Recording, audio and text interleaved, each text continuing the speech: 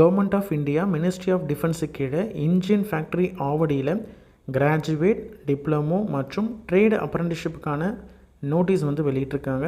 இதை டைரெக்டாக வாக்கின் இன்டர்வியூ மூலியமாக ஃபில் பண்ணுறாங்க. டோட்டலாக 81 வேகன்சிஸ் இந்த இன்டர்வியூ மூலியமாக ஃபில் பண்ணுறாங்க.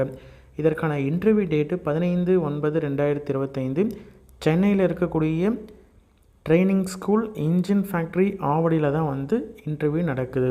கிராஜுவேட் இன்ஜினியரிங் அப்ரெண்டிஸை பொறுத்த வரைக்கும் degree in mechanical EEE automobile முடித்த கேண்டிடேட் எலிஜிபிள்.